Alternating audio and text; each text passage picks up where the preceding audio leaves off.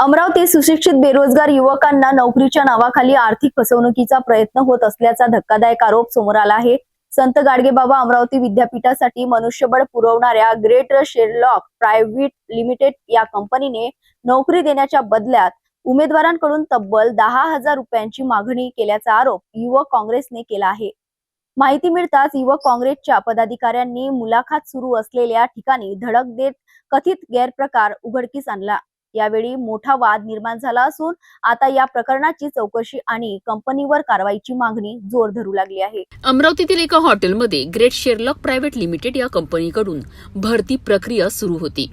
संत गाडगेबाबा अमरावती विद्यापीठासाठी मनुष्यबळ पुरवण्याचे कंत्राट या कंपनीकडे असल्याने अनेक सुशिक्षित बेरोजगार युवक नोकरीच्या आशेने मुलाखतीकरिता येथे दाखल झाले होते। मात्र नोकरी मिळवून देण्याच्या बदल्यात प्रत्येक उमेदवाराकडून 10,000 रुपये मागितले जात असल्याची माहिती युवक काँग्रेसच्या पदाधिकाऱ्यांना मिळाली। त्यानंतर युवक काँग्रेसचे विधानसभा अध्यक्ष वैभव देशमुख आणि त्यांच्या सहकाऱ्यांनी थेट घटनास्थळी धडक दिली। अमरावती येथील जे रामगिरी हॉटेल आहे तिथे एका कंपनीतर्फे भरती प्रक्रिया राबवली जात आहे अशी आम्हाला युवक काँग्रेस एनएसयूला माहिती मिळाली आणि ही कन्सल्टन्सी त्यांच्याकडून 10,000 रुपये मागत आहे। तर त्यात गंभीर मुद्दा असा आहे की या कन्सल्टन्सी ही जागा भरती आहे ही संत गाडगेबाबा अमरावती विद्यापीठाने यांना कंत्राट दिलेला आहे की मनुष्यबळ पुरवठ्याचा। तर त्याची इंटरव्ह्यू आज हे विद्यापीठात न घेता एका हॉटेलमध्ये विद्यापीठाचे जागा भरण्याची इंटरव्ह्यू घेत आहेत आणि कॅन्डिडेटला 10,000 रुपये पर हेड जागेनुसार हे मागत आहेत। तर आमचा आक्षेप असा आहे की एवढी ही प्रतिष्ठित आपली संस्था आहे अमरावती संत गाडगेबाबा अमरावती विद्यापीठ, यांच्यासोबत यांचा जो करार झाला असेल त्या यांना विद्यापीठाने मुभा दिली आहे का की तुम्ही 10,000 रुपये घ्या, दिली नसेल तर यांच्यावर ते काय कारवाई करणार आहेत, हे 10,000 रुपये ते काय म्हणून घेतात, ही जी येणारे उमेदवार आहेत यांची पिळवणूक जी होत आहे यामध्ये विद्यापीठ यांच्यासोबत सामील आहे का याचं उत्तर कुलगुरूंनी दिलं पाहिजे। आम्ही त्यांना सोमवारी याच्याबद्दल विचारणार आहेत।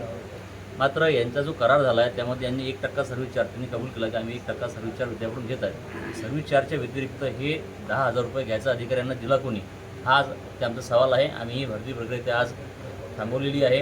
आता सोमवारी त्यांचा काय निर्णय होईल विद्यापीठात तर आम्ही पण जाऊ आणि ते पण विद्यापीठासमोर जाणार आहेत। कोणत्या पदाधिकारी त्यांनी मला वाटतं काही ऑपरेटर आहे, काही मल्टीटास्किंग स्टाफ आहे, असे काही पदं त्यांनी दिलेले आहेत। तर आमचा ते आक्षेप अजूनही असा आहे की जे तुम्ही लावणार आहेत जर ते 10,000 रुपये घेऊन जर तुम्ही कॅन्डिडेट लावणार आहेत आणि ते जर उद्या परीक्षा विभाग गोपनीय विभागात लागले, ते पैसे देऊन लागले तर त्याची काय गॅरंटी की तो म्हणजे त्याच्या पदाशी तो लॉयल राहील आणि गोपनीय विभागात असताना परीक्षा विभागात असताना कोणता गैरप्रकार करणार नाही याची गॅरंटी कोण घेईल। यावेळी युवक काँग्रेसच्या पदाधिकाऱ्यांनी कंपनीच्या प्रतिनिधींना जाब विचारत विद्यार्थ्यांकडून पैसे का मागितले जात आहेत असा सवाल उपस्थित केला। यानंतर दोन्ही बाजूंमध्ये जोरदार शाब्दिक वाद झाला आणि परिसरात काही काळ तणावाचे वातावरण निर्माण झाले। मी गोपाल किल्लावर आमच्या कंपनीला युनिव्हर्सिटीकडनं मॅनपॉवर पुरवठ्याचा मिळालेला होता टेंडर आणि त्यात आम्ही 10,000 रुपये security deposit plus consultancy charges म्हणून ठेवणार होतो, कारण बरेचदा लोक सोडून जातात, नुकसान होतं त्यामुळे, म्हणून ते आम्ही घेणार होतो आणि त्यांची आम्ही नंतर रिसिप्ट देणार होतो। विद्यापीठाने जो करार केलेला होता त्यामध्ये सुद्धा आपण नमूद केलेलं होतं का की 10,000 रुपये पर हेड तुम्ही घेणार आहात म्हणून, विद्यापीठालाही माहिती आहे का? नाही, ते आमचे कन्सल्टन्सी आणि सिक्युरिटी चार्जेस आहेत ना। कोणकोणती पदाधिकारी आपण घेतो? ऑफिस असिस्टंट आणि MTS। नाही, यांनी आरोप केला की आपण 10,000 रुपये घेत आहे, हा विद्यापीठाकडून आपल्याला मान्यता आहे का, लिहून दिला होता का, काही याबद्दल स्पष्ट सांगा। ते आमचे सिक्युरिटी डिपॉझिट आणि कन्सल्टन्सी चार्जेस आहेत कंपनीचे। 10,000 रुपये कसे चार्जेस लागतात? सिक्युरिटी डिपॉझिट आणि कन्सल्टन्सी बरोबर, पण प्रति कॅन्डिडेट कडून घेणं ते आम्ही त्याची हे करणार आहेत ना, त्यांचे खर्च जे आहेत बाकी युनिफॉर्म हे ते सगळं प्रोव्हाइड करायचे आहेत। ज्या कॅन्डिडेटकडे किंवा विद्यार्थ्यांकडे भरपूर शिक्षण असेल मात्र त्यांच्याकडे पैसे नसेल तर ते काय करणार मग? त्यांनी काय करावं, इंटरव्ह्यू देऊन यावं? नाही, असं नाही आहे, त्यांच्यापैकी बऱ्याच आम्ही एक्झाम पण करतो असे। कंपनी कोणती आहे? विद्यापीठात तुम्ही जी माहिती दिली होती का कन्सल्टन्सी म्हणून आम्ही 10,000 रुपये घेणार आहोत विद्यार्थ्यांकडून मुलाखत, त्यावेळेस नाही दिली नव्हती? हॉटेल रामगिरी येथे एक कंपनी आली आहे आणि त्या कंपनीचा इंटरव्ह्यू सुरू आहे आणि त्यामध्ये प्रति कॅन्डिडेट 10,000 रुपये घेतल्या जात आहेत आणि या गोष्टीला युवक काँग्रेसच्या पदाधिकाऱ्यांचा विरोध आहे आणि ते तिथे आलेले आहेत। अशा माहितीवरून आम्ही संपूर्ण महिला अंमलदार, पोलीस अंमलदारसह आमचे खुफी आणि आम्ही इथं आलो असता या ठिकाणी जे ग्रेट शेरलॅक EFMS ही कंपनी आहे जी विद्यापीठाला एम्प्लॉईज प्रोव्हाइड करते आणि त्यासोबत त्यांचा करार पण झालेला आहे. तर यावरून युवक पदाधिकाऱ्यांनी त्यांना जाब विचारले, त्यावरून ते 10,000 काही त्यांनी घेणे रद्द केलेले आहे आणि जे 32 कॅन्डिडेट आले होते त्यांचा इंटरव्ह्यू पण झालेला आहे आणि कॅन्डिडेट्स निघून गेलेले आहे आणि पुढील जी प्रक्रिया आहे ते यानंतर विद्यापीठच होणार आहे असे जे कंपनीचे जे उपस्थित होते अधिकारी त्यांनी सांगितले.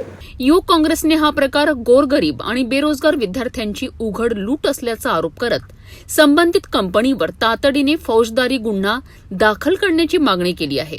विद्यार्थ्यांच्या भविष्याशी खेळणाऱ्यांना कोणतीही माफी नसल्याचा इशाराही देण्यात आलाय. भ्रष्टाचाराच्या संदर्भामध्ये आत्तापासून सुरुवात करत आहेत. विद्यापीठ अत्यंत संवेदनशील असणारं असा एक विभाग, परीक्षा विभाग असतो आणि या सगळ्या विभागामध्ये जर असे भ्रष्टाचारी लोक आणि भ्रष्टाचारी कंपन्यांनी प्रवेश केला तर या एकंदरीत व्यवस्थेचा प्रवास कोणत्या दिशेने जाईल हे सुद्धा लक्षात घेतलं पाहिजे. कारण या तरुणांना गुंडवण्याचं काम हे कंपनीचे लोक करतात आहेत आणि आता जेव्हा आमची सर्व मंडळी इथे त्यांना भेटायला आलीत तर माझं चुकलं. जर कंपनीचं आमचं असं म्हणणं आहे की जो सरचार्ज 1% आहे तो त्यांच्या पगारातून सुद्धा घेतला पाहिजे आणि पगारातून देण्याचं काम सुद्धा केलं पाहिजे, मेंटेनन्सचं काम केलं पाहिजे. पण आम्हाला खर्च पाहिजे, आम्हाला एकंदरीत मेंटेनन्ससाठी पैशाची गरज आहे अशा स्वरूपाचा त्यांचा एजन्सीचा जो संबंधित माणूस आहे तो बोलतोय.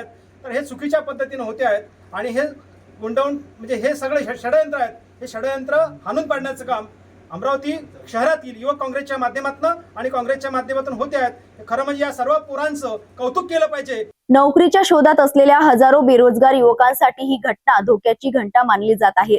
नोकरीचे आमिष दाखवून पैसे मागण्याच्या आरोपांमुळे भरती प्रक्रियेच्या पारदर्शकतेवर प्रश्नचिन्ह निर्माण झाला आहे. आता या प्रकरणात पोलीस आणि प्रशासन काय कारवाई करते याकडे सर्वांचे लक्ष लागले आहे.